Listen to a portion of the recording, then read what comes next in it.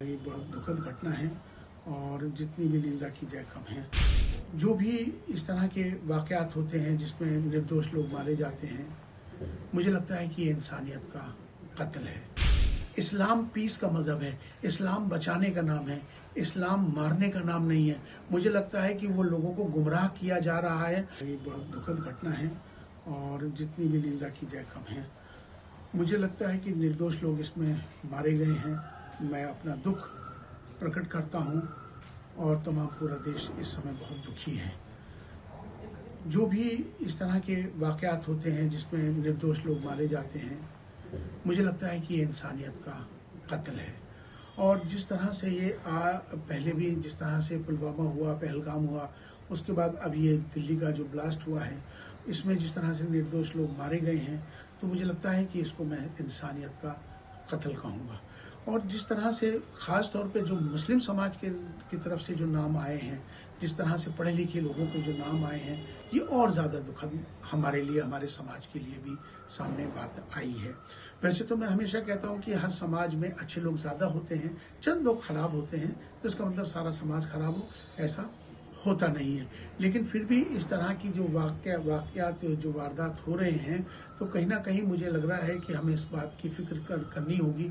वो राष्ट्र विरोधी ताकतें सक्रिय हो गई हैं और वो पड़ोसी देश सक्रिय हो गए हैं। पहले वो लोग पढ़े लिखे लोगों को इसमें अपना टारगेट बना रहे हैं, उनको शामिल कर रहे हैं, जबकि इस्लाम पीस का मज़हब है, इस्लाम बचाने का नाम है, इस्लाम मारने का नाम नहीं है। मुझे लगता है कि वो लोगों को गुमराह किया जा रहा है, उनको गुमराह करके उनको जो भी बताया जा रहा है, बरगलाया जा रहा है, उसकी बड़ी फिक्र की बात है और हम सबको इसकी फिक्र करनी चाहिए। क्योंकि इस्लाम बचाने का नाम है, इस्लाम शांति का मज़हब है। आज इस्लाम को बदनाम करने की साजिशें रची जा रही हैं। नाम तो है जैशे मोहम्मद, लश्कर तोयबा, मोहम्मद की सेना और लश्कर तोयबा, मोहम्मद का लश्कर, नाम उन्होंने इस तरह के रखे हुए हैं। तो मैं तमाम आज अपील भी करना चाहता हूं, तमाम सबको बताना भी चाहता हूं, खास तौर पे जैशे मोहम्मद और लश्कर तोयबा जो इन्होंने नाम रखे हैं, अल्लाह के वास्ते इस नाम को हटा दीजिए, क्योंकि ये आतंकवादी संगठन है। आतंकवादी नाम रखें, मोहम्मद को और इस्लाम को बदनाम ना होने दें। मोहम्मद सल्लल्लाहु अलैहि वसल्लम वो बचाने के लिए आए थे, रहमत बन के आए थे, रहमतुल लिल आलमीन थे।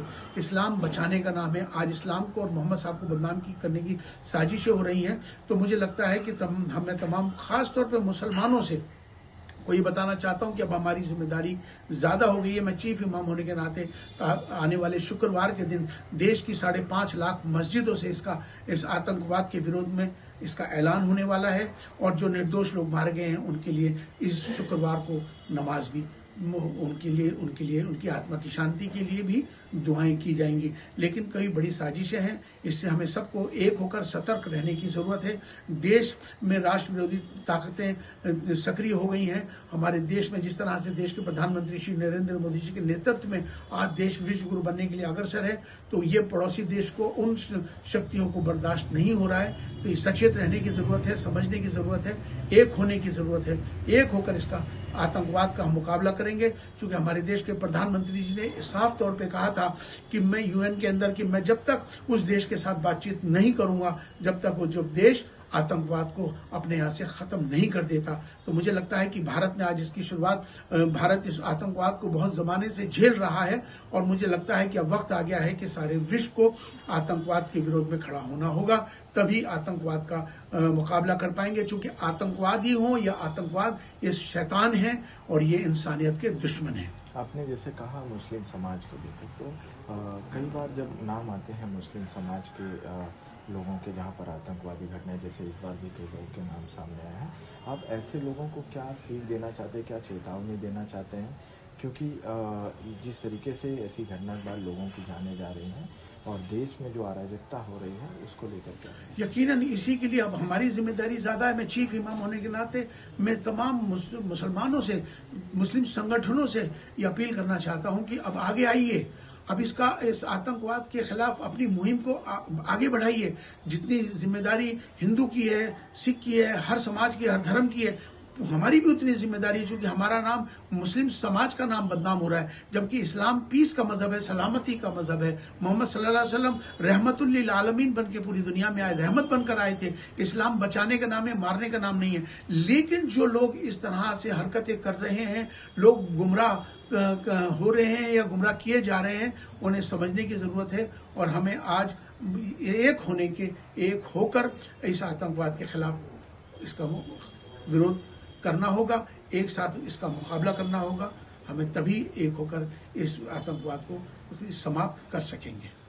एक प्रश्न ये है कि अभी जिस तरीके से पद यात्रा चल रही है हिंदू संगठन की, बाबा बागेश्वर और कई साधु संत पद यात्रा कर रहे हैं, उसको लेकर क्या कहेंगे? देखिए, ये जो यात्रा चल रही है वो तो एक ऐसी यात्रा है जो धर्म की यात्रा है। वो यात्रा है जो जोड़ने की यात्रा है।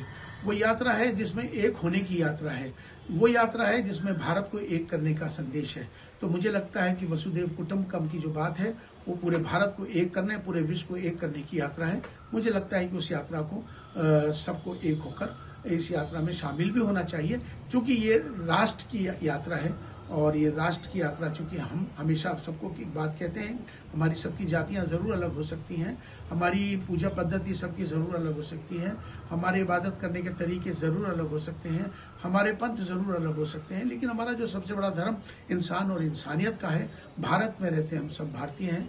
आओ हम सब मिलकर भारत को मजबूत करें, भारतीयता को मजबूत करें। राष्ट्र सर्वोपरि है, राष्ट्र प्रथम है।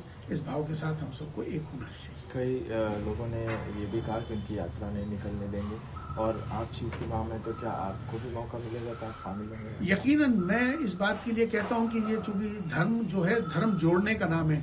धर्म जोड़ता है, तोड़ता नहीं है। तो ये यात्रा धर्म की यात्रा है, वो यात्रा जिसमें राष्ट्र को एक करने की यात्रा है, जहां राष्ट्र एक होकर चलने की यात्रा है। तो मुझे लगता है कि जहां एक होने की बात है, जहां जुड़ने की बात है, जहां राष्ट्र की बात है, वहां एक होकर सबको रहना चाहिए। हम सबको एक होकर ही इस तरह से रहेंगे, तभी हम जाके पूरे भारत में, पूरे विश्व में विश्व बनेंगे।